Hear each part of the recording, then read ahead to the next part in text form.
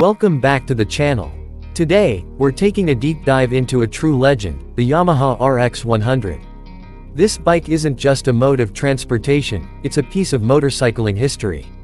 Whether you're someone who grew up watching this beast on the streets, or you're new to the RX 100 legacy, this review is going to break it all down, from the looks to the ride feel, and whether it's still worth your attention today. Let's start with the way it looks. At first glance, the RX 100 gives off a strong retro vibe, and that's exactly what makes it iconic.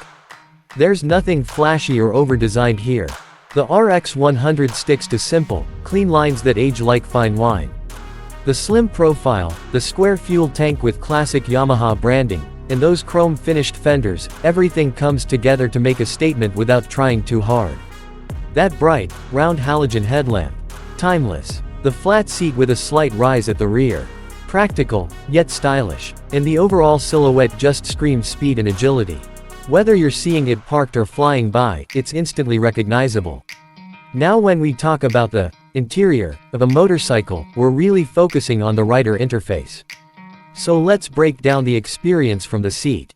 First up, the ergonomics. The RX 100 is a lightweight bike, and it feels extremely nimble when you're seated. The handlebars are positioned just right for an upright, comfortable riding posture. That means it's perfect for daily commutes, but also responsive enough for aggressive riding. The instrument cluster is as old school as it gets, twin circular pods with analog dials for the speedometer and odometer. No digital screens here. It's minimal, it's raw, and it's exactly what you'd expect from a bike of this era. Build quality-wise, the RX 100 punches way above its weight.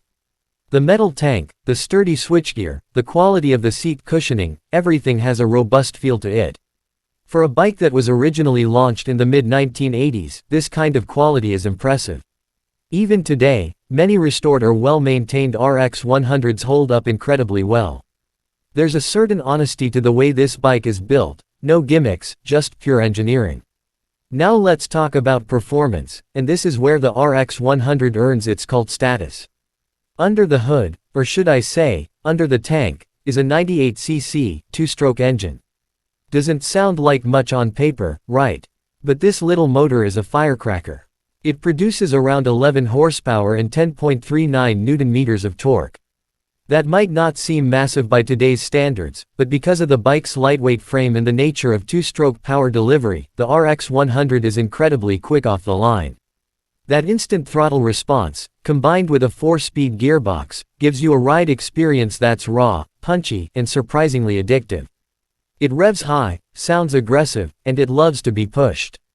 In fact, many riders will tell you, once you ride an RX 100, modern bikes can feel a bit tame.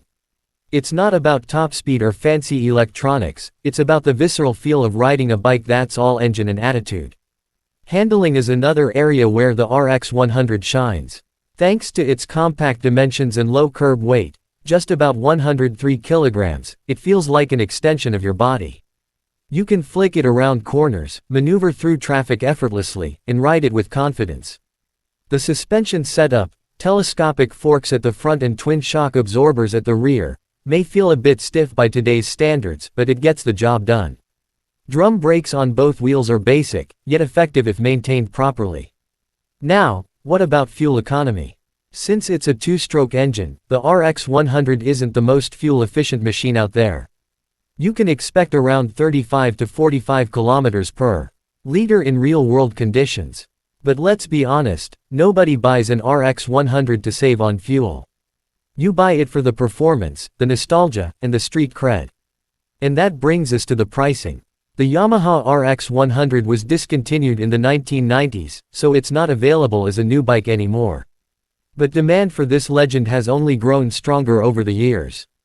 Today, finding an RX 100 in good condition, especially with original parts, can cost you anywhere between 40,000 rupees to 150,000 rupees or even more, depending on how well it's been maintained or restored.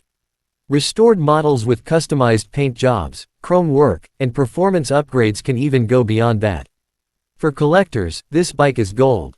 For enthusiasts, it's a throwback to the golden age of motorcycling in India. And for daily riders, it still offers unbeatable fun in a compact, reliable package. There's also talk of Yamaha possibly reviving the RX 100 nameplate with a modern twist, maybe a 4-stroke version, but nothing will ever quite match the spirit of the original. So, is the Yamaha RX 100 worth it today?